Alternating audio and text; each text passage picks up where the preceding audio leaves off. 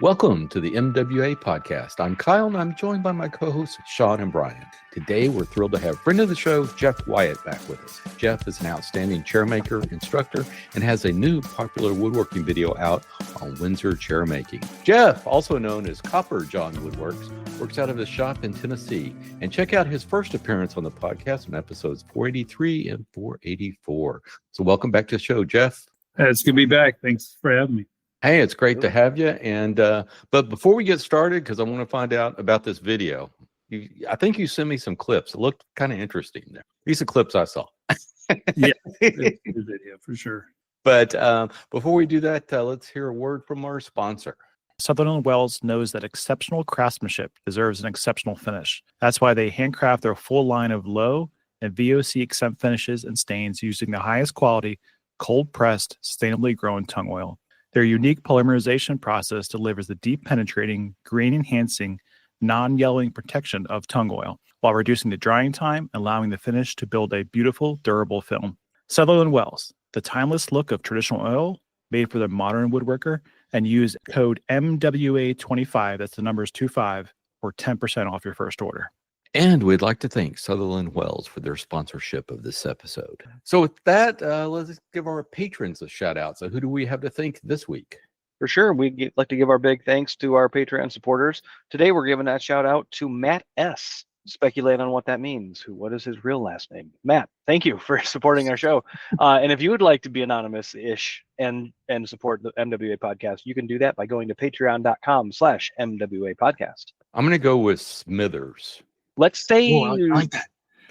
Schadenfreude. No? Old man Smithers.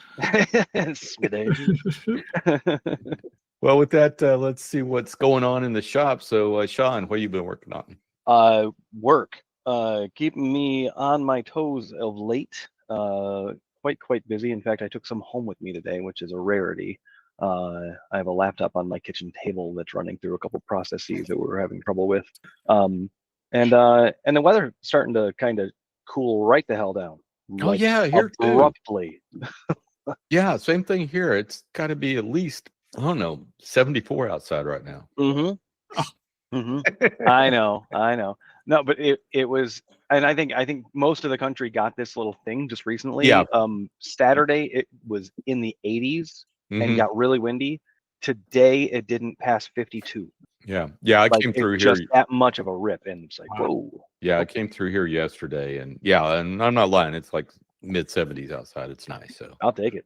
Yeah, exactly. I got to travel to where is it? Talking about work. This is for work. I got to go just outside of Reno. There's a town called Verdi, which is real close to the Nevada-California border. Looking at weather out there, it's like the same as me, but less humidity. Like that's that far in south, and it might be in the 50s. But with like 25% humidity. It's gonna be brisk. Wow. Yeah. Times are changing. In a desert, but I think they're in the area where they can get snow. Yeah, high desert. Real tight to the but I don't know what that mountain range, the eastern edge of California from Nevada. There's something there. There's elevation. Yes. Wasatch? I don't know. No, Wasatch is up in Utah, isn't it? Okay. Anyway. I'm terrible at geography. We're just turning this into a geography podcast. That's right. No. Brian, how about you, man? Been a while. We missed you. Yeah. I've been. This is our busy season. I have been pretty much all over the East Coast. It's field hockey season here. We're still going strong. Season's going fairly well. Not perfect, but the team's getting in sync. The recruiting side of that has been picking up steam. We're now getting into like end of season banquet type stuff. So we're trying to get all that stuff planned out. And I was actually just in Tennessee in Jeff's neighborhood there for work. So hopefully that'll calm down here in the next few weeks. And the office saga continues. I'm going to be working on some molding here again on Sunday. We have moved my desk that I made, the sit-to-stand desk, up to the office. And in that process, I learned a couple things. One of which was it was 3/4 of an inch too wide to fit through the door. And if anybody has these sit-to-stand desks that are motorized, that metal in the bottom is very heavy. So we couldn't just pick the whole thing up and tilt it, my wife and I. So we had to take the top off, get the whole mechanism through it, and reattach everything. It was a pain in the butt. So version 2 is going to be, I'm shooting for 1/2 inch smaller than the door. the least common door wherever this may go in the house. Yep. The problem to me is that the door coming out of the shop's fairly wide, but you get upstairs and it starts getting, bedroom doors are a little skinnier. So I have to keep that in mind. But I'm trying to use picturing stuff. Willy Wonka in the chocolate factory when you're walking down the hall and he gets smaller and smaller and smaller. That's right. I was thinking pivot. Oh, yeah, well, actually, it's funny. We did that going up the steps. So, yeah. And I'm trying to use stuff I have. So I was looking at my stash of stuff, and I'm sure we all have hordes of some species. I had some cherry, but not enough to do a second one. But I have a ton of curly maple. And I'm like, do I want to make this sucker out of curly maple? Like, I wouldn't have to buy a single board. Everything would be there. Oh. So I might, I don't know. Just try, I have stacks of it. And the goal here is trying to spend as little money as humanly possible. Because I already spent, these sit to stand mechanisms are not cheap. So I think that's where the budget went for these things. So that's on my near term list. I went to our local rough lumber guy. He always makes flooring. I was talking to him about my options, about getting unfinished flooring, which I would then use the Sutherland Wells product on. And that we are super busy here. Just same as Sean, the weather's cooling down. Don't have to cut this grass as much. Yep. Kyle, how about you? I have my new jig out. Finally, I think I've been teasing this for, it seems like a year now, but it's my stretcher drilling guide. But this one, that one's made for taper mortises. I do it for the normal 6-degree mortise. And then if you want to, you can special order it for the Lee Valley taper, which I think is 12.8 degrees, something like that. Yeah, I just saw it yesterday. Yeah. And then I can also make it 11 degrees because some folks like the 11 degrees. But the one thing, the request I've gotten over and over again is, can you make one for, straight cylindrical mortises? And 1 inch seems to be the ones most people use. So I came out with a total hardware solution that you can do this. So I released a YouTube video on this. I have both a short video and then I have a deep dive video. As we're recording, the deep dive video won't come out till tomorrow, but when you hear this, both of them will lay out there. I just actually watched, I think it was what you put up on Instagram. Yeah. Over dinner this evening.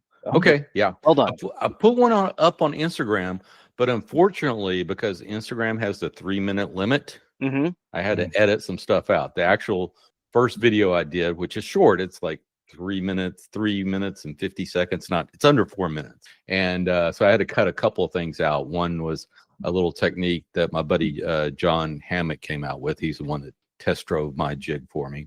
And then another one on doing box stretchers. So I recommend you going out and looking at the actual YouTube video. And especially if you want to make one of these for yourself, because I put a list of all the hardware and stuff you need to buy to make one of these. I think it comes out to about $85.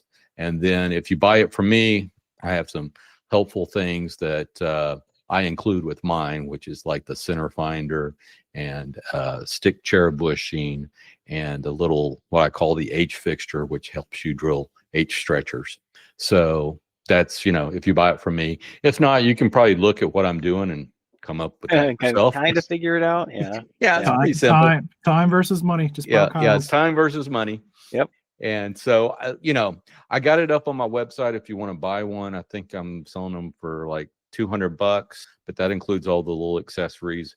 If you make it yourself, I think when I checked all the prices, it's probably going to be about $85, $90, somewhere around there for just the hardware. But don't sell your little nice additions there. Those are fairly, I won't say necessarily important, but very functional additions that you're going to need something like that anyway. Yeah.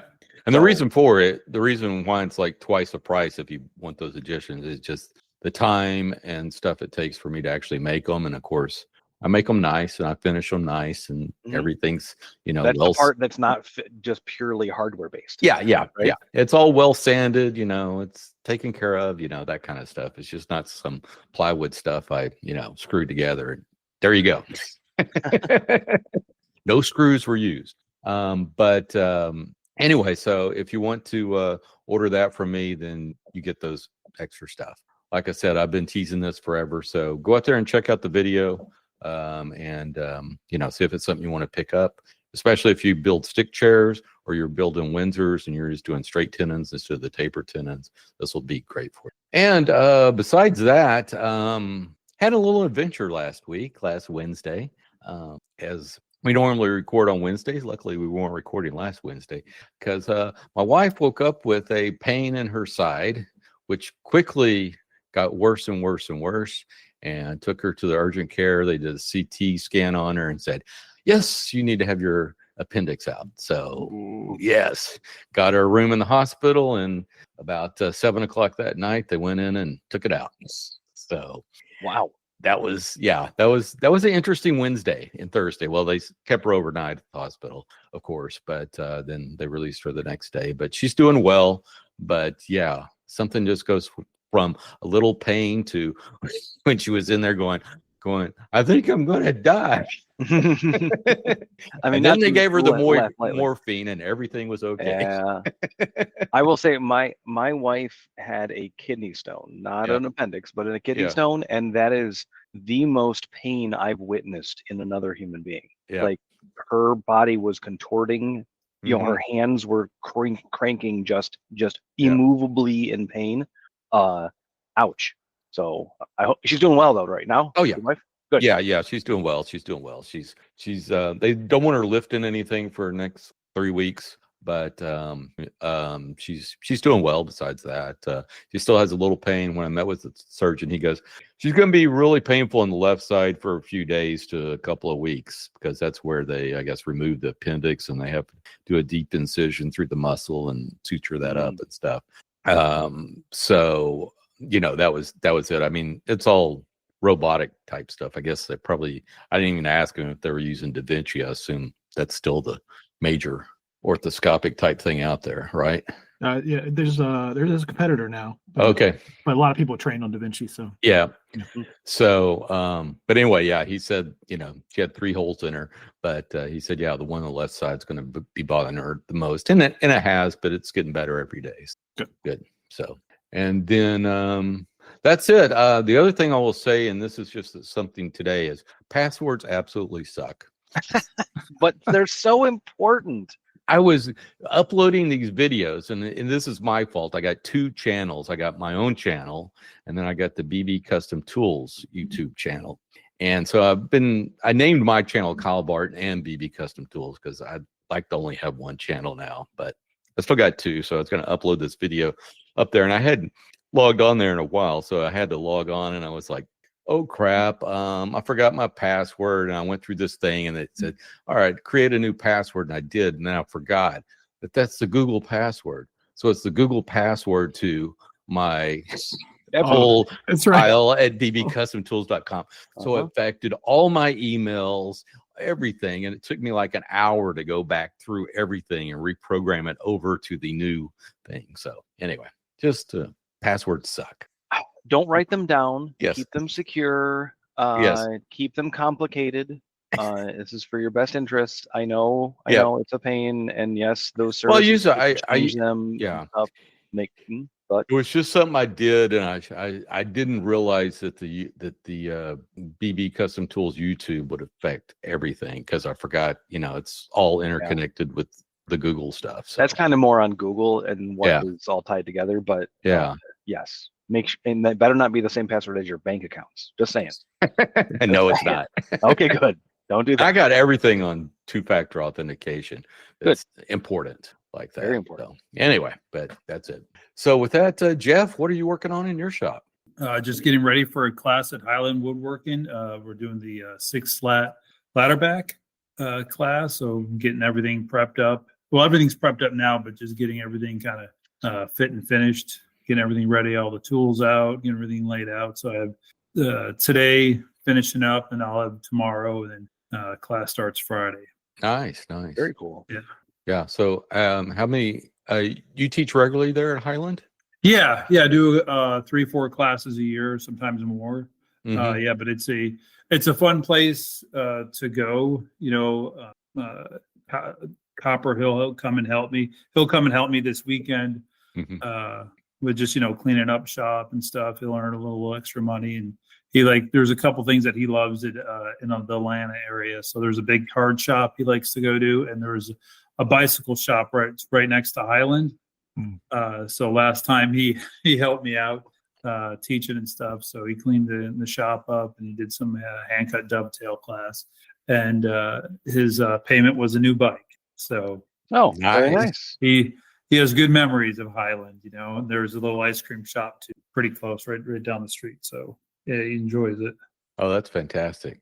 That is nice. So so what kind of setup do they have for like steam bending and stuff like that? Do you do that on site there? Yeah, we'll do it on site. So they have all your basic woodworking. They have the bandsaw, drill press, joiners, couple planers, saw stop, table saw. They have like 7-8 workbenches. It's up on the second floor. It's a nice facility. They have definitely all the hand tools you could want there, right? Mm-hmm. And if there's something that I do need, I just have to ask for it, and they'll open a new box, whatever. They're very, very accommodating. Anything we need for the class. But a lot of stuff I'll bring, like the steam bending equipment. I'll bring that with me. A lot of the parts are already bent for this class, but we'll bend a whole nother set of parts during class. Mm-hmm. So, which is nice. Nice to have the parts that are already done, so we can already look at. We don't have any failures. Then if we bend something in class for the next class, we have a failure. It's not a big deal. It's like, it happens, whatever. Yeah. You're going to have some failures. Yeah. So how close is this to you? Because I know you teach out at SBI Sam Buford Woodworking. You're right. And you're teaching at the John C. Campbell School next year. North Carolina. And then Yep. this is Highland, so that's in Georgia. And you live in Tennessee, so yeah, you travel a lot. So it's only Highland Woodwork. It's like 4.5 hours, so It's not too much. And the John C. Campbell, that's in Brasstown, North Carolina, which is not far from my mom in Asheville, North Carolina. Mm-hmm. So she'll come and she'll spend. She may spend a couple days with me there. So nice. Yeah, so it's get some good mom time there. Yeah. Oh, fantastic. And how far is SBI from you? I think that's actually the furthest away. I think Really? they're 7 hours or 6 hours. Yeah. Like that. It's not a bad drive. Yeah. So, but it's a good hike. You definitely call them first before you go. It's not showing up for dinner. Just drop on. Yeah. Well, you're used to that. You informed us you're going to Alaska every 2 weeks for your day job. Yes. Yeah. It's hard. It's hard to hit a moving target. That's for sure. Well, cool. Well, so the biggest thing I want to talk to you about is the video that you have coming out. I think it's Popular Woodworking. I think Fine Woodworking is also promoting this video. Yeah. So since they're all one big happy family now. So anyway, so tell us about the video, what it covers and how. Yeah, so it's a fan back Windsor chair, which is it was a great experience. I wasn't really sure what it was actually going to be. I knew we'd shoot the video, but until you go and do something like that, if you've never done video, and I kind of stay away from the camera, like if I do an Instagram post or a Facebook post, I'm on the other side of the camera, or I'll take a shot of copper. But it's really, I've never gotten in the camera too much. So the first day of shooting, I was pretty stiff, So one of the ladies that was done the cue card, and she does some other stuff. Not that they had a cue card, but they had little, scene, whatever, little cut thing. They actually do that. That's an actual thing. What do they call it? A clapboard or something? Yeah, that clap thing. I was like, oh, well, I didn't know. I thought that was like a fake thing. To know they actually do that. So I was like, oh, wow. And so after the first day, she just kind of stood in front of the camera. So I was talking to her, because I'm used to talking to someone. So you got 3 or 4 cameras going, and there was a couple people there. But it was a cool experience, because they have a real woodworking shop with a bunch of cameras there. And then, a couple steps up, and they have people, running the cameras and the audio and all that kind of stuff. Yeah. So this was filmed in Missouri? Or Des Moines, Iowa. Iowa. I'm sorry. I want to Good say old Des Moines. Missouri. Yeah, you're right. Iowa. Yeah. The same thing, right? Yeah. There's nothing there. No, it's not. No, it's not. We'll get letters. It's a beautiful place. They got beautiful Yeah. cornfields. Exactly. That's right. Exactly. Well, cool. Well, so how long is it? It's like 3.5 hours. Okay. It took all week to do. It took Okay. longer than what I thought it would. It took, like 4.5 days. We finished on Friday right around noon. And Logan Whitman, he's the chief editor Right. at Popular Woodworking. He was great. He's a lot of fun to hang out with for the week. That whole crew was the guy that does the camera stuff. I forget his first name is Nate. He was really cool dude. He was just, and I was very thankful to have the experience of doing that. Now, were the people behind the camera, were they woodworkers or? Yeah, they were. So they had 2 people that were hired that like do their Channel 4 news or something like that. They work somewhere else, so they were contracted there. But everybody else there, they were like real woodworkers. And there was one guy, and I wasn't too familiar with him at the time.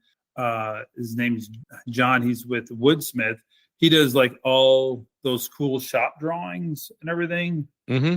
Right. So he does all that kind of stuff. And then he also does a bunch of videos, which is a lot harder to do, to talk in front of a camera if you're not practiced at it, but yeah, and then it was really cool to get the whole dime tour of the whole studio. And Logan, he gave me the tour, and I didn't realize they packaged all that stuff up, like the flash drives for fine woodworking and all that kind of stuff. So after he gave me the tour, I was like, I want to renegotiate my deal.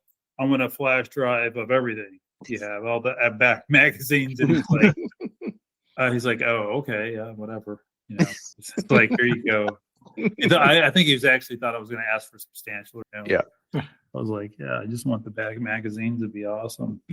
So, That's fun. Yeah. Well, that is cool. So where can you purchase the video, and what do you get with it? I assume plans and stuff like that. no, so the plans Or measured drawing. The measured drawing. So this was kind of a neat thing. So Okay.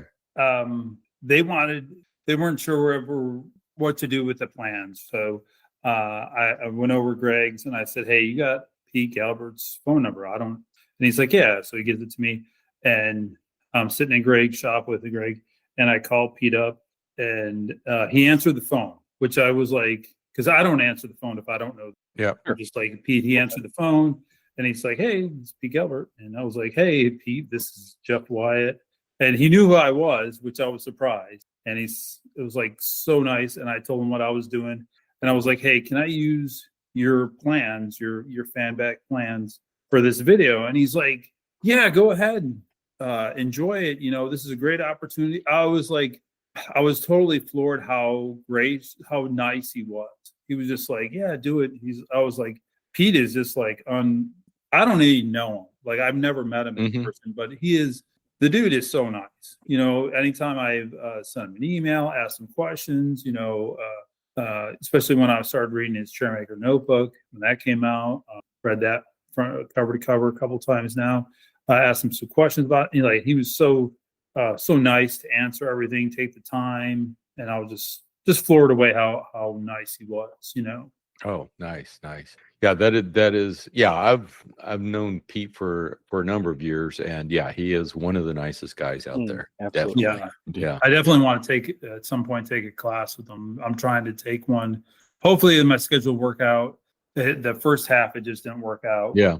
My traveling and everything. So all his dates were. Well, as I always say, he's the one that got me into Windsor chairs, because I was at Fine Woodworking, not Fine Woodworking Live, Woodworking in America back in the day. And, they had all these little classes you could go to, and I didn't have one I was particularly interested in. And I go, well, let me go in this Windsor chair class, because I heard somebody said Pete's pretty good. I mean, within like 20 minutes, I was like, I need to take a lesson from this guy, class from this guy. His glow around Pete, Yeah. Well, his explanations for everything are so on point, Exactly. Just like he can just unfold everything just by telling the story about it, and just like you really concrete get it. Yeah. So yeah. So he's responsible for my turn to the dark side. So Nice. anyway. Well, cool. Well, so what are you working on besides the video? Now, the video you can get, I assume, at Yeah, just Popular Woodworking. Woodworking. You know. Yeah, and we'll have a link in the show notes, Okay. so you can go out there and take a look at the video. And how much is it? Well, it's funny. So the day that it came out, Mhm. they had 50% off all the videos. So I was like, it's been out for like 10 minutes and it's 50% off. So Oh wow. I was like, that's hilarious. I was like, yeah. So I think it's like $50, $80, something like that. Okay, that's very, very reasonable. Yeah. So, yeah. And they'll keep it forever. I mean, it Yeah. will be, I don't think they get rid of any of those. So. Yeah. It's That's like it's like a digital download, that type of thing. Yeah. Yeah. I think everything's a digital download now. Yeah, I would assume so. Yeah, so that makes sense. Cool. Well, so what else are you working on? You working on any chair builds or designs yourself? No. I kind of shy away from designing my own stuff. I think, there's so many great people that are doing the designing of the chairs, Curtis's plans, Jeff Lupkowitz. But I did get to work with Jeff Lupkowitz, Shay Alexander, on that kind of behind the scenes with Jeff Lupkowitz new shave horse that's coming out. Oh yeah, Yeah, so I saw Shay posting about that. Yeah, so Mhm. it's really awesome. The whole ratchet design. Matter of fact, when I took Jeff Lupkowitz class, he has the Lee Nielsen ones in his shop, and I bugged him several times about, are you ever going to sell these? I mean, you really don't need them. How about you sell this one to me? He's like, no, keeping them for a while. He's like, if I do sell them, maybe I don't know. And so he came out with the ratchet design on those is so nice. It is just the nicest. So it was really cool to work to Jeff to have some input on the shave horse. Mhm. Well, explain that for a second. The ratchet design. So years ago, Brian came up with this the ratchet design. So it has basically what kind of looks like a bird's beak. So the whole kind of and so you can just pop that up. You can flip it up real fast and drop it straight down. So it can accommodate quite a size range, right? Really fast. So it's kind of like, when you're wood carving, the biggest thing that can stop you is when you have to change a piece around, right? So you're kind of in a nice, good flow. You're carving good. And the same way when you're at the shave horse, if you have to move that part around too much, you kind of, I wouldn't say you lose where you are, but it's nice to have the ability to move stuff pretty fast. And that it's a two post, right? So you have the post on both sides kind of trapping that piece in there, what gives us such a tenacious grip on that. Oh, Mhm. interesting. Okay. And the way Jeff designed it, he designed it where you have a minimal amount of material to use, right? So he's making these plans. He's not making them. They're not for sale. He's giving away. So it had more accessibility to everyone. And the manual that he wrote for it it's Jeff Lupkowitz style. It's next level stuff, right? So it's just, and all his drawings and his step by step and the way it lays out, it's awesome. Yeah, So, that is. I believe Shay's going to be selling some kits for it and some stuff. yeah, for sure. Shay, his lumber business is pretty top notch. With and it's a good price too. Yeah. Cool. Cool. I never purchased them because I live so close to Greg. I was like, you live in Tennessee. Wow.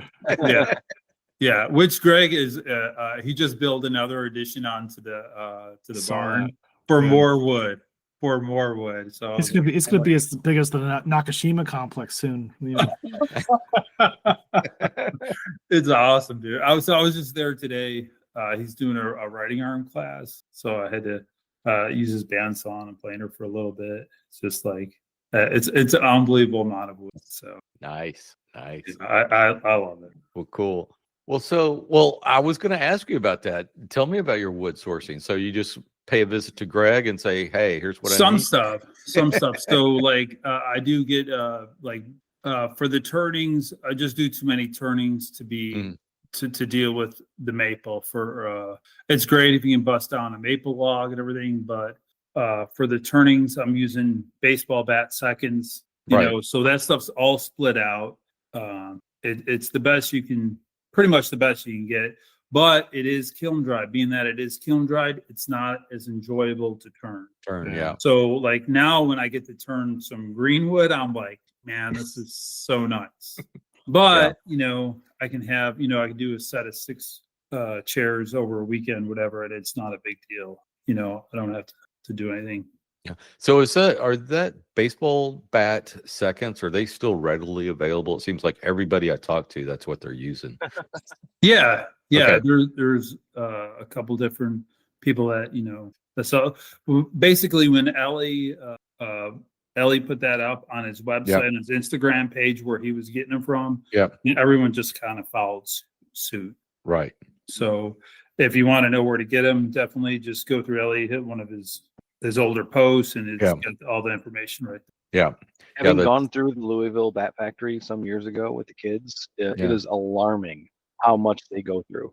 Like, there's plenty of offcuts. There's plenty of scrap and just what not deemable good enough for a bat, but's fine for anything else. Like where they source from and where they cast aside is amazing. Yeah. This is that brand. I mean, there's many around. Yeah, I'm sure most of those baseball bat companies, they probably have, dibs on certain forests and stuff like that. Oh yeah. And when the ash borer thing happened, that was like a huge hit because they were pulling Pennsylvania ash, and then that they changed something around, and it is for sure. It's huge business. Yeah. Those pros don't use crap. They're very specific. Yeah, I was surprised about that too, because the guy, when I was in there, they actually had a whole section for different professionals, and I was like, wow. And those weights had to be within like half of an ounce. Oh yeah, of those bats. I was like, really? I was like this guy wants that diameter and that weight, and the next guy is completely different in some dimension, some weight. I mean, or flex point or whatever, and it's just like. I never played baseball to that degree. I wouldn't know the difference, but obviously makes sense to them.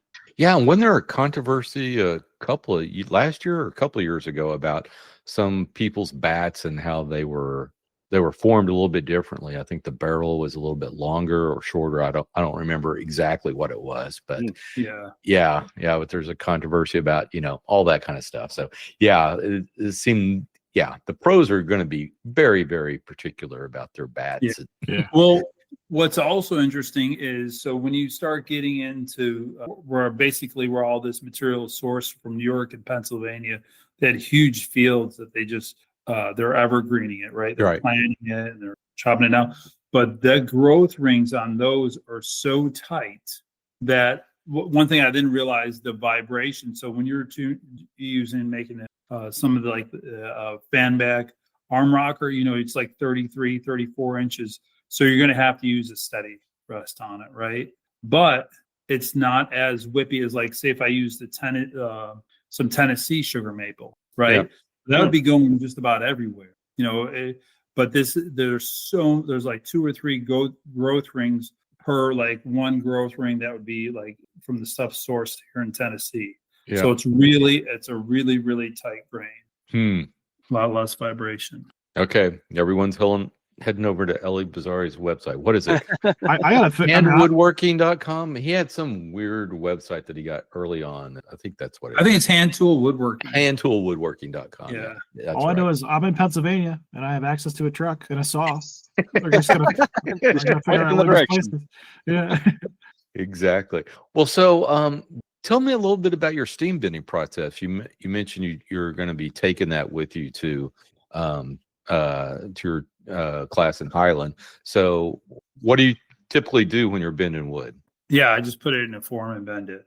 Okay, it's pretty simple. But I did listen to the last podcast you had. Okay. And you were talking about the guy puts like ammonia in it or something. I was like, well, how much ammonia? I wonder if he puts in there. I'm going to have to experiment with that a little bit. I'm not sure. It wasn't that much. And I've heard other people do the same thing. I've heard also people adding, of course, salt to the water to make it boil a little faster. But It's Yeah. also corrosive. That's Yeah, going to yeah. burn out that steam unit pretty fast. Yeah. So I'm not Yeah. gonna, Yeah, but the ammonia thing, it wasn't. But yeah, if you go over to that Ingalls Coach, I think it is, okay. which works on YouTube, Right. and he's got a whole playlist there on steam bending, and he goes through all his processes. But it's not much ammonia; it's just a little bit of Yeah. ammonia. Just And I haven't played Yeah. around with it myself either. But of course, I'm here at sea level, so yeah. my stuff gets up to temperature pretty quick. So. Right. So my Yeah. steam unit, I kind of redesigned after taking a class with Jeff Lupwitz. He uses 2 units, right? Right. 2 steam units. So I was actually doing. I was in an area, Robertson, Illinois, doing a job there. They have a marathon right across from that refinery. They have a huge pipe supply company. So I just Right. went in there and I said, "Hey, do you got any drop sections of some Schedule 80?" And they're like, "Yeah, we do." And they sold it to me for very cheap, Yeah. just because there were a couple random. So I'm able to cap it up, expand it, shorten it up, and then that does help. Yeah. Yeah, I did the exact same thing. I called a couple of plumbing supply commercial plumbers and said, "Hey, you got any Schedule 80 and that you could sell me?" And like 6 or 8 inch diameters. And Yeah. I said, "Yeah, sure." I ended up paying like twice as much for the fittings and the caps Yeah. and stuff than I Right, did right, the right. actual pipe. Oh yeah, they're gonna get you somewhere. They got to make their money back somehow. But anyway, Right. yeah. So But Yeah. and then when PD came out with that Jiffy steamer, that commercial, yeah, steamer yeah, that yeah. he's Brian, using. Brian uses. Yeah. Yeah. Well, let me put it this way. My wife is a seamstress. She has one of those big Right. industrial versions of that. If I connected that to my Steam box, this is the last time I'd be on this podcast. But I use a like a drywall steamer. Yeah. It gets up to speed, but that does a fantastic job of putting out a crap ton of steam. Yeah. And then I noticed that Shay Alexander, he just bought like a commercial steam unit. I think it was it's got to be like 10 grand or something. I don't know how much they are, but he's putting out, that thing puts out a lot of stuff. Yeah. It's a fairly huge unit, Yeah, that's what I was wondering. Yeah, I just have 2 of the wallpaper steamer. wallpapers. Yeah. Well, the Erlex branded wallpaper steamer. Yeah, the Erlex. Yeah, which is nice because they got the newer fittings. ones. The newer ones they have now has the cord. It's integral with it. It's not coming out or anything. So. Oh yeah. I got the previous version. So. Right. You can lose it. Yeah, you can lose it, and yeah, it's always something. And I got 2 running just to keep it up, and then I got a old electrical steam kettle that my wife was using that got corroded, but it still Right. steams water. So if I ever got to add water, then I get Yep. it up to temperature and pour the hot water in there, so at least it doesn't stay under boiling too long. Yeah, it's a process. So I was just wondering if you had any tips or tricks that Not really. I mean, if you have, I don't deal with any kiln dry. I haven't done any kiln. Yeah. So everything that I have was either cut from the log. So Yeah, or air but dry. both it's kind of nice because both logs that we're using in class, we're doing a cherry 6 slat ladder back and some ash, and both were down from a storm. So I was able to wrangle those logs up, get them over to Greg's, and he sawed them up for me. Nice. So which is really cool to just be using woods that would normally would have been just trashed away. So, Right. Exactly. Yeah. Run through a chipper or whatnot. Yeah. Yeah. Well, cool. Well, so one thing you do have a little trick on is this dust collection thing I saw on your lathe. Yeah. That's So pretty cool. Yeah, that it is pretty cool. So I called Mullet Tools. I placed an order with them. They had a smaller one when I placed order. It was the 2-inch one. It worked pretty good on the lathe. I wasn't for lathe work. It wasn't that big. But when I did place order, he's like, "Hey, we got a 4-inch one coming out pretty soon." I said, "Well, whenever that comes out, put me down for an order." And just to back up a minute, I do have an extensive welding background. So I worked as a pipe welder for about 8 years before I went back to school and stuff. But and I was using at one time I did have a boom arm that was just for welding fume, right? Okay. So you can move it around to a couple different lathes and stuff. And so I used that for several years, and that worked great. So when I saw that boom arm, I was like, oh, this is going to be awesome. This is really nice. So when that 4-inch, when I finally got that 4-inch, hooked it up, and it was just the main thing I want to do is when I do some sanding, I want that boom arm, I want that vacuum right there. You know, I want to be able to suck everything up, and then I want it out of my way. I don't want it anywhere I'm turning, because when I turn, you know, I reach around with my calipers. Yeah. You know, and I don't want any. I don't want to be restricted at all. It aggravates me if something's in my way when I'm turning. I just don't like it. So I'm able to get that out of my way, do my turning, move it back in, do a little sanding, and it's nice. It's nice because before that I had actually I do have a 3M hood that I'll if I would had to do a lot of sanding or something, or I would just wait to sand everything at the end, put that hood on and then sand away. Yeah. Because now this thing's made by Mullet, who do a number of dust collection things, but this is basically just a static boom arm that you can hook your 4-inch dust collector hose right up to. Yeah, it's pretty sweet. Yeah, that beats the kind of jerry rig system I got, because I basically have a adjustable off-feed outfeed stand. But I got one of those big mouth, The big dust things on, and then I put my dust collector hose to that as I string it all halfway across the shop to get onto that. It works well, but yeah, I saw that you're set up and went, ooh, that's nice, because you can just swing that right out of the way and be done. Right. Yeah. Well, and the other thing too is I have one way. It's a 2 lathes in my shop right now. It's a 2436, and it has a big dust hood on it. Right. Mm-hmm. And it works awesome. It's a great dust hood. But the only problem is it's my view is basically of that dust hood. Right. I like to look to the rest of my shop. My son comes, the copper comes in, whatever. I want to see him come in and stuff, and with that big hood, I'm just staring at this like white wall. It's just like, I don't want to look at that. Yeah. Even though it works great, Mm-hmm. it just, when I'm at the lathe for a couple of days in a row, I just don't want to. Yeah. Well, speaking of copper, so tell us about your son. And he seems to be getting more and more involved in the shop and stuff like that. From what sometimes he's more and more involved. Oh, that's just when the camera comes out, right? No. Well, he does it like he wanted to. He got on the. I got some moose antler in, and he wanted to. I said, "Hey, Copper, you want to make some pens?" And he's like, "Yeah, let's make some pens." So he was real excited about that. He spent a couple days making some pens. He enjoyed that. He does it. When it comes to the chairs and stuff, he loves to finish them. He loves the milk paint. He loves putting wax on it. And sometimes he'll help out on doing the glue ups. But other than that, he doesn't do a whole lot at home. Now, when we go on the road doing a class like a Highland or Aramont, something like that, he'll come. He likes to come with that because he's getting paid. Yeah. Right. So usually his biggest thing is, what's for lunch? Especially when we're in Highland. Where are we eating? He's asking like 7 a.m, where are we eating for lunch? I mean, he's got goals. He's focused. Yeah. Yeah. So you gotta have your priorities set out. Yeah. That's cool. Yeah. And then he wants to know if it's kind of funny because he's like, well, if we're working through lunch, I'm telling Mama, that way she'll DoorDash me something. That's what he tells me. So I'm like, I was like, well, you will eat, Copper. Don't worry about it. You're going to eat. Well, fantastic. Well, with that, tell us, before we wrap up, tell us about your pursuits outside of woodworking. What else do you like to do? Yeah, it's just woodworking. Just woodworking. That's the escape from your life. Is that it? Yeah, there's nothing else there, really.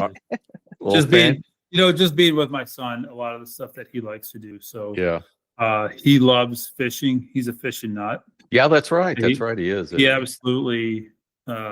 He will half-ass all his chores so he can go out and fish. We have like a pretty nice fishing pond real close to the neighborhood. And so him and his buddies, they'll all come over, especially on the weekends. They'll get all rounded up and they'll be fishing quite a bit. So Nice. That's pretty cool. That's Yeah. pretty cool. Well, is he cleaning what he catches? No, he hasn't. He hasn't gone into the fish cleaning. He's done. We caught when I took him in Valdez. Yeah. He did help clean a little bit. Some of the pinks we caught, some of the salmons we did catch. Right now he's 11, so that fillet knife is a little bit too sharp. Yeah, yeah, that's Sure. Yeah. It's going to be an accident, you know. Just Yeah. But and he doesn't have really good control of it, and it's just a lot of wasted meat. Yeah. Yeah.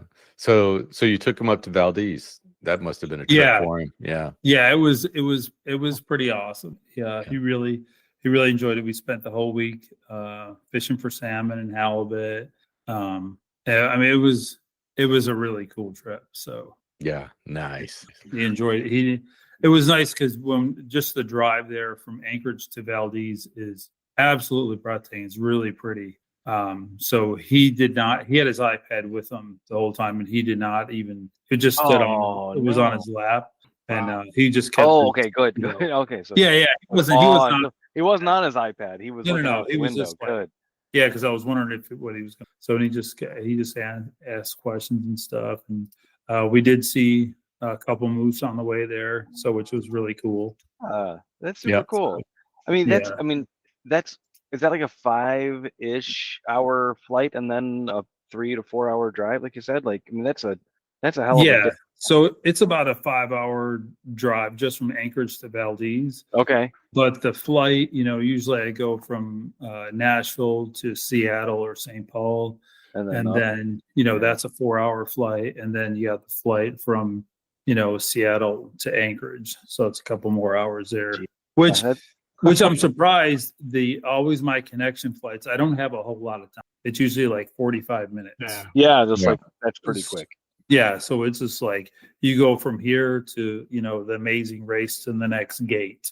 Mm-hmm. You know, I just, you know, have enough time to grab a couple snacks at some, you know, $5 convenience store, and I'll grab a couple things for the plane ride.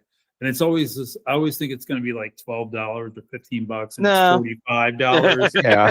I'm like, good God! I was like, golly. Yeah, I'm looking at this trip down south, and I could you know, connect in Salt Lake City or LAX because there's nothing direct to Reno, basically. Yeah. But the layover in LAX is only 48 minutes, and I have no faith that will actually happen. Yeah, that's tight. Yeah, that's super tight. I'll take an hour and 15 in Salt Lake City. It's a little less busy. Salt Lake City, that airport's really nice too. That's okay. Cool Yeah, I've never been in it, so I'm kind of. Oh yeah, you'll be impressed. LAX is really cool too. I'm sure it is, but I just in my mind it's enormous, and God knows what I'm up against trying to make a 45-minute connection. You know, like it just who knows, but yeah. The airport at LAX, the outside of it, and the airport in Saudi Arabia, Dammam, they're identical to each other. Really? Yeah. Huh. So because same architect, obviously. What's that? Same architect, or I mean, there's got to be some connection. I don't know the connection on it, but I worked in Saudi for 8 years, and so when you know, it was coming up to LAX, and I was like, why does this look exactly the same? I was like, what's the deal? So I took a couple of pictures of it, compared to the one to Mom. I was like, these are exactly this. I was like, even when you go in it. Yeah. That's wild. Well, speaking of wild, what are we drinking? What's our fortnightly beer choices? Well, I'll start us off. Founders Mortal Bloom Hazy IPA. It's a nice little IPA. That I had a couple days ago, not drinking it tonight. But it's not bad. It's only 6.2% alcohol, so it's a light IPA, so to speak. But like anything with Founders, it's pretty good. Tonight, I'm drinking a nice low alcohol. I think this is like 4%, you know, podcast beer, and it is Bob's Fine Beers, cold one, light lager. That's in a Dharma white and black can, right? Like, yep. Bob's beer. Well, it's blue and white. Okay. Yeah. Okay. But it's an Austin beer. But I saw this. I haven't had one. It's not bad, but you know, it's like Bob's Fine Beers. I go, I got to try that. And I got to look for your Mortal Bloom. I'm in Founders country. They're made in Michigan, and yeah, it's a nice. I don't think Yeah, I've seen yeah, that one. really nice IPA, and like I said, it's pretty light as far as alcohol content. Yeah, for an IPA. Yeah. Yeah. So anyway, Brian, what are you drinking?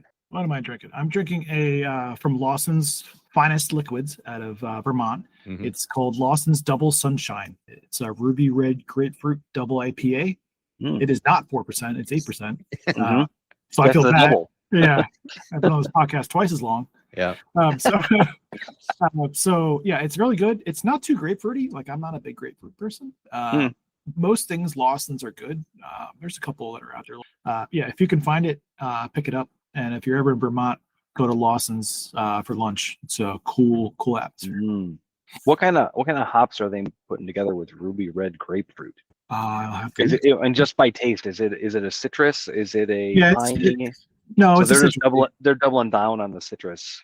Yeah, it's and it's not Probably. overly hoppy either. I mean, it's I you would never catch me drinking grapefruit juice, but this has got a nice tropical citrusy piece to it.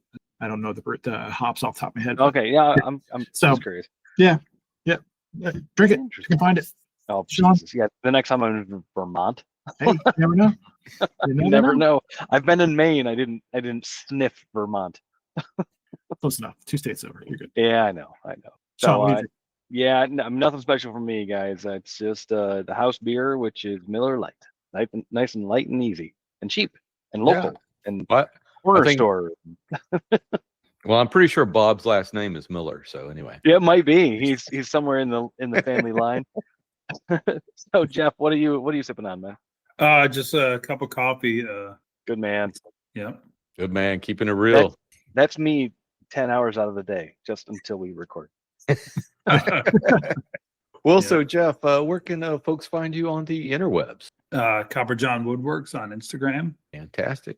And like I said, we'll also have a link to his video there, so y'all can take a look at that. And Brian, what kind of feedback do we have? Okay, so this is regarding episodes 576 and 577 when Mike Jury came back on the show. If you don't know Mike, he's a really accomplished chair maker. He makes like sideboards and stuff like that. Very talented guy, and pleasure to talk to. Regarding these episodes, this first one here is from 50 Design, who makes some pretty interesting modular type furniture. He gives us 1, 2, 3 clapping emojis. Very nice. This next one is Who's from this this guy. guy? Yeah, from Copper John Woodworks. I've never heard of him. I don't know who Me he is. either. Sounds like a bomb. Yeah. Yeah. Uh-huh. One of those Cool. pretending woodworkers. He just watch videos. That's Yeah. all he does. A lot of It trolls. sounds like he's just like a shaker box maker or something, the copper. Or something. Yeah. Uh-huh, Yeah, there you go. Yeah. But he says, great interview with a couple raised hand emojis. And then a good friend of the show, Robert Tolnai. Bob says, a really nice interview. Great job to the MWA18. Oh, And thanks. Gregory Staley Photo appears to be either a photographer or videographer. Sounds like a great source of information and inspiration with a couple raised hand emojis. And then Bill's Yard comes. Bill, I think, has been leaving us some comments periodically here. Mhm. It says, love the idea of the 5 other questions. Keep doing the magic that you guys do with a thumbs up icon. So if you, dear listener, would like to leave us some information, whether it be a comment, criticism, bag of money, whatever, you can leave it on any of our Instagrams. Probably the best place, though, is on the MWA podcast Instagram. And if you can please do us a favor on your podcaster of choice, leaving us a 5-star review will help get the show out in front of other people. Yes, appreciate that. And that just about wraps it up for this show. If you haven't already, please subscribe to the show on the podcatcher of your choice. Just search for the Modern Woodworkers Association. And while you're there, please leave us a review. You can follow us on Instagram at MWA_podcast. And if you'd like to support the podcast, go over to patreon.com/MWA podcast. But the best thing you can do is tell a friend. Word of mouth goes a long way in sharing our discussion.